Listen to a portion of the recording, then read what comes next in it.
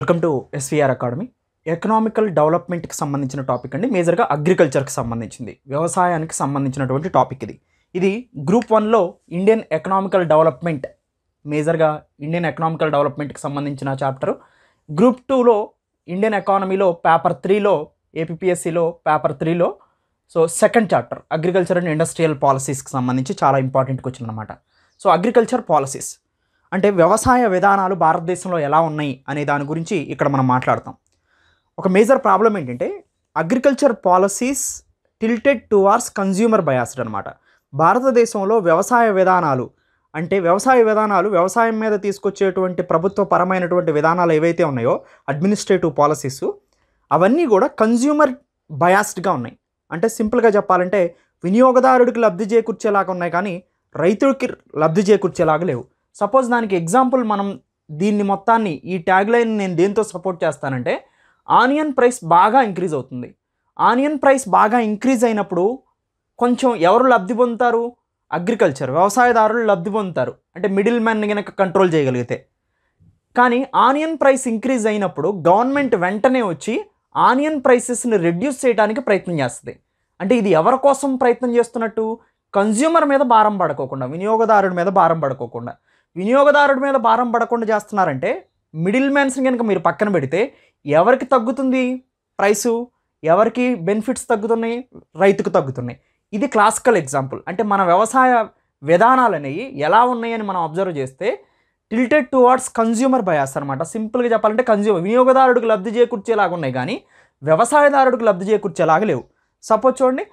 Suppose onion price బాగా తక్కువగా ఉన్నాయి అనుకోండి, గవర్నమెంట్ పట్టించుకోదు. అంటే అప్పుడు ఆనియన్ ప్రైస్ బాగా తక్కువ ఉంటే ఎవరు నష్టపోతారు? వ్యవసాయదారులు నష్టపోతారు. కానీ ఆనియన్ ప్రైసెస్ ఎక్కువగా ఉన్నప్పుడు మాత్రం గవర్నమెంట్ దిగి వచ్చి ఆ ప్రైసెస్ని తగ్గించడానికి ప్రయత్నం చేస్తుంది. దీన్ని బట్టి మనకేం అర్థమవుతుంది? గవర్నమెంట్ పాలసీస్ అనేది కన్జ్యూమర్ బయాస్డ్గా ఉన్నాయి, వినియోగదారుడికి లబ్ధి చేకూర్చేలాగా ఉన్నాయి, కానీ మనకి వ్యవసాయదారుడికి, అగ్రికల్చర్ని ఇంప్రూవ్ చేసేలాగా గవర్నమెంట్ పాలసీస్ లేవు. రీసెంట్గా తీసుకొచ్చిన 3 ఫార్మ్ యాక్ట్స్ కూడా అగ్రికల్చర్ పాలసీస్కి సంబంధించి మేజర్ రీఫార్మ్స్. ఇవన్నీ కూడా టిల్టెడ్ టువార్డ్స్ ఫార్మర్ అనమాట. కానీ వీటిని అదర్ గవర్నమెంట్స్ కన్జ్యూమర్ బయాస్డ్గా ఆలోచించి వీటిని పక్కన పెట్టడం జరిగింది. కానీ అగ్రికల్చర్ పాలసీస్లో ఫార్మర్కి అయితే మ్యాక్సిమం బెనిఫిట్స్ ఉన్నాయి. పోయినసారి తీసుకొచ్చిన 3 ఫార్ములాస్ గురించి ఆల్రెడీ మనం ఎస్విఆర్ అకాడమీలో ఆ 3 ఫార్ములాస్ గురించి కూడా డిస్కస్ చేసాం. ఆల్రెడీ మీకు యూట్యూబ్లో అవైలబుల్గా ఉన్నాయి, వాటిని చూడండి. అయితే రీసెంట్గా ఒక రీసెంట్ సర్వే ఓన్లీ అగ్రికల్చర్కి సంబంధించి మనకి 2016-17కి సంబంధించిన సర్వే మనకు అందుబాటులో ఉంది. దాంట్లో నాబార్డ్ చెప్పిన దాని ప్రకారం, దాంతోపాటు agriculture ministry last input survey 2016-17లో ఈ సర్వే ఉంటే, అగ్రికల్చర్ మినిస్ట్రీ తర్వాత 2016-17 తర్వాత డేటా పూర్తిగా అవైలబుల్గా లేదనమాట. 16-17 డేటా ప్రకారం మనకి మేజర్గా మెన్షన్ చేసింది ఏంటంటే, ఆపరేషనల్ హోల్డింగ్స్, వ్యవసాయ కుటుంబాలు భారతదేశంలో 14.6 కోట్లు ఉన్నారు. దీన్నే 146 మిలియన్ అంటారు. మొత్తం టోటల్ హౌస్ హోల్డ్స్ ఎంత ఇండియాలో అంటే అప్రాక్సిమేట్గా అరౌండ్ 26 crore హౌస్ హోల్డ్స్ ఉన్నాయి. అంటే మొత్తం కుటుంబాలు భారతదేశంలో 26 కోట్ల ఫ్యామిలీస్ ఉన్నాయి అనమాట. 26 కోట్ల కుటుంబాలు ఉన్నాయి. అంటే 260 మిలియన్ ఉన్నాయి. 260 మిలియన్ ఫ్యామిలీస్ ఉన్నాయి. 26 కోట్ల కుటుంబాల్లో వ్యవసాయ కుటుంబాలు ఎన్ని అని 2016-17 అగ్రికల్చర్ మినిస్ట్రీ సర్వే ప్రకారం ఏం తెలుస్తుందంటే 14.6 crores అనమాట. అంటే 146 మిలియన్ కుటుంబాలు ఉన్నాయి. అంటే మొత్తం 26 కోట్ల కుటుంబాల్లో భారతదేశంలో వ్యవసాయ కుటుంబాలు 14.6 కోట్లు ఉన్నాయి. తర్వాత టోటల్ ఏరియా అండర్ కల్టివేషన్, అంటే వ్యవసాయం చేస్తున్నది 157 మిలియన్ హెక్టార్స్, అంటే అప్రాక్సిమేట్గా 15.7 కోట్ల హెక్టార్లు. యావరేజ్ హోల్డింగ్ సైజ్, అంటే మొత్తం ఫ్యామిలీస్, వ్యవసాయ కుటుంబాలు, వ్యవసాయం చేసేవాళ్ళు 146 మిలియన్ ఉన్నారు, అంటే 14.6 కోట్లు ఉన్నారు. కల్టివేషన్ జరుగుతుంది, వ్యవసాయం జరుగుతుంది. ఎంత భూమి జరుగుతుంది అంటే 157 మిలియన్ హెక్టార్స్, అంటే 15.7 కోట్ల హెక్టార్లు. ఈ 15.7 కోట్ల హెక్టార్లు 14.6 కోట్ల మంది కుటుంబాలు వ్యవసాయం చేస్తూ ఉంటే ఒక్కొక్కరికి ఎంత వస్తుంది? 1.08 హెక్టార్లు వస్తుంది. అంటే ల్యాండ్ హోల్డింగ్ యావరేజ్, వాళ్ళ దగ్గర ఉన్నటువంటి భూమి, ఒక్కొక్క కుటుంబం ఎంత యావరేజ్ తీసుకున్నప్పుడు 1.08 హెక్టార్ల భూమిని వ్యవసాయ నిమిత్తం ఉపయోగిస్తున్నారని అర్థం అనమాట. ఇలా 2016-17 డేటా చెప్తుంది. దీని ప్రకారం ఏంటంటే యావరేజ్ హోల్డింగ్ సైజు చాలా తక్కువగా ఉంది. అంటే 1.08 హెక్టారే ఉంది. అంటే వ్యవసాయం చేసే వాళ్ళ మొత్తం భూమిని వ్యవసాయం చేసే వాళ్ళందరికీ పంచితే ఒక్కొక్కరు ఎంతకు వస్తుందంటే భూమి 1.08 హెక్టారే వస్తుంది. ఇది ఫారెన్లో 5 హెక్టార్ కన్నా కూడా ఎక్కువగా ఉంటుంది యావరేజ్. సో ఇది agriculture ministry last input survey అనమాట. ఇక్కడ నుంచి వీటన్నిటిని కొన్ని ఇంపార్టెంట్ డేటా గుర్తుపెట్టుకుంటే కానీ అన్నిటిని మగప్ చేయాల్సిన అవసరం లేదు. నాబార్డు లెక్క ప్రకారం అగ్రికల్చర్ కుటుంబాలు ఎన్ని ఉన్నాయంటే అగ్రికల్చర్ కుటుంబాలు 100.7 మిలియన్ ఉన్నాయి. అంటే 10 crores people 10 crore families NABARD ప్రకారం వ్యవసాయం చేస్తున్నారని చెప్తుంది. పిఎం కిసాన్ రీసెంట్గా మనకు తెలుసు ప్రధానమంత్రి కిసాన్ సమ్మాన్ నిధి, దీన్నే ప్రధానమంత్రి కిసాన్ పిఎం కిసాన్ అంటాం. సో దీని యొక్క ముఖ్య ఉద్దేశం ఏంటి, మనకి తెలంగాణలో రైతు బంధు కానీ ఓకేనా, తర్వాత సో రైతు బీమా రైతు బంధు ఏవైతే ఉన్నాయో ఆ టైప్ అనమాట ఇవే సింపుల్గా చెప్పాలంటే. సో ఆంధ్రప్రదేశ్లో ఉన్నటువంటి మనం రైతులకు బెనిఫిట్స్ ఇస్తున్నాం కదా, 13,500 రూపాయలు ట్రాన్స్ఫర్ చేస్తున్నాం కదా, ఈ 13,500లో 6,000 రూపాయలు సెంట్రల్ గవర్నమెంట్ వస్తాయి. ఏ స్కీమ్ నుంచి, పిఎం కిసాన్ నుంచి. సో అలా పిఎం కిసాన్ కింద బెనిఫిషరీస్ ఎంతమంది ఇండియాలో రికగ్నైజ్ అయ్యారంటే 112 మిలియన్. దీని ప్రకారం 11.2 కోట్ల కుటుంబాలు వ్యవసాయం మీద ఆధారపడి ఉన్నాయని చెప్తున్నారు. సో ఈ రెండు డేటా కూడా మనకి మోస్ట్ ఇంపార్టెంట్. అయితే ఇక్కడ వ్యవసాయ కుటుంబం డెఫినేషన్ ఏంటి అని మనం చూస్తే నాబార్డు ప్రకారం, సో ఇవన్నీ కూడా చాలా ఇంపార్టెంట్ అండి మనకి. చాప్టర్ 2 అగ్రికల్చర్కి సంబంధించి గ్రూప్ 2లో, గ్రూప్ 1 అగ్రికల్చర్ ఇండియన్ ఎకనామీ డెవలప్మెంట్లో ఇంపార్టెంట్ మనకి. అయితే వ్యవసాయ కుటుంబం అని ఎలా క్లాసిఫై చేస్తారంటే నాబార్డు ప్రకారం ప్రతి సంవత్సరం 5,000 రూపాయల కన్నా కూడా ఎక్కువ ఇన్కమ్ కనుక వ్యవసాయ భూమి నుంచి వస్తుంటే వాళ్ళని వ్యవసాయ కుటుంబంగా చెప్తారు. 5,000 అనేది చాలా చిన్నదనమాట. సో కంపేర్ టు ఇది మార్చాల్సిన అవసరం అయితే ఉండింది. So significant income from agriculture నుంచి వాళ్ళ కుటుంబం ఆధారపడేంత ఇన్కమ్ వస్తుంటే వాళ్ళని అగ్రికల్చర్ ఫ్యామిలీగా క్లాసిఫై చేస్తాం జరుగుతుంది.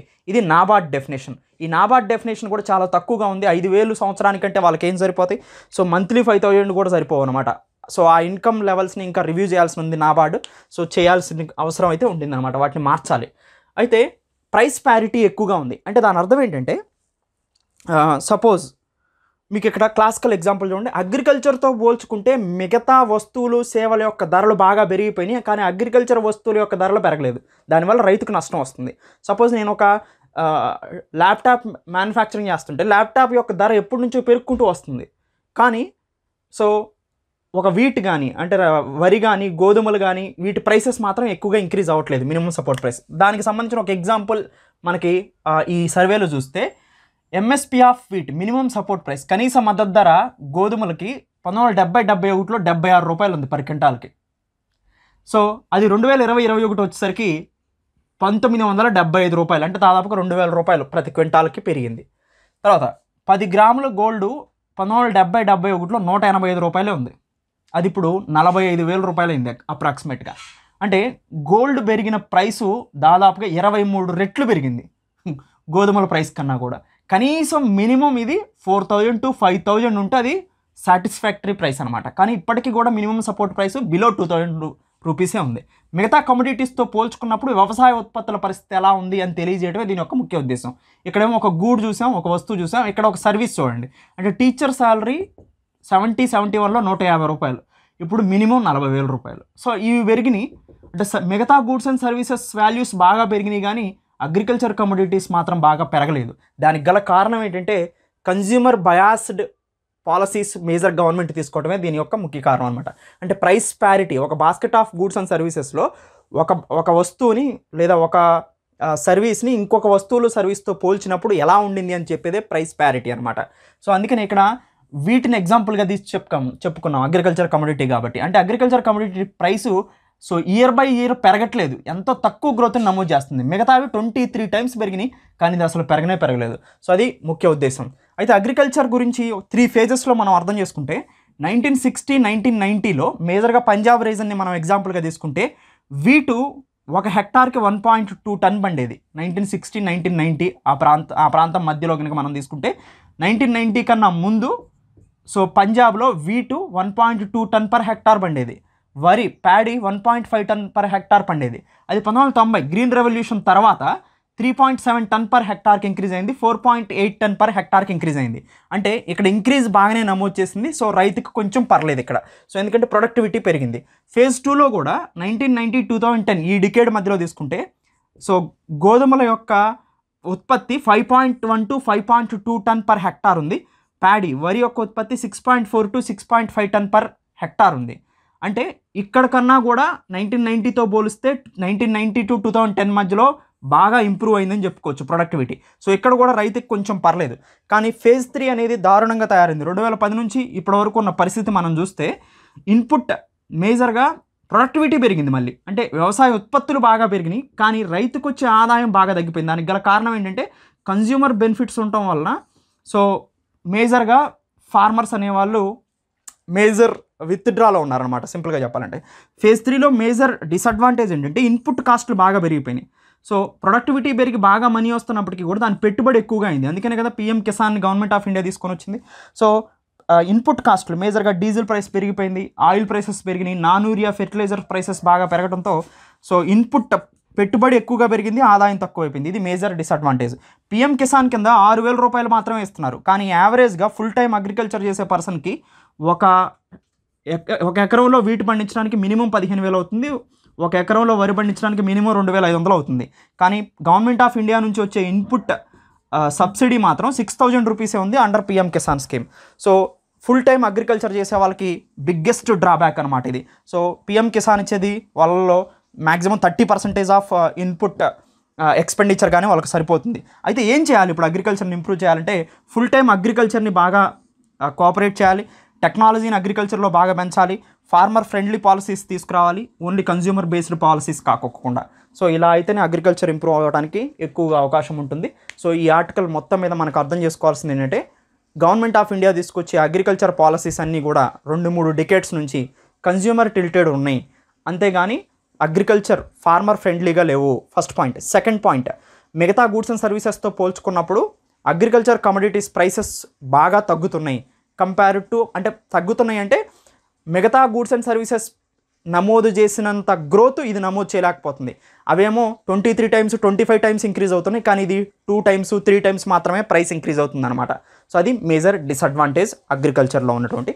మేజర్గా గవర్నమెంట్ పాలసీస్ మార్చుకుంటే అగ్రికల్చర్ డెవలప్ అవడానికి అవకాశం ఉంటుంది. Thank you.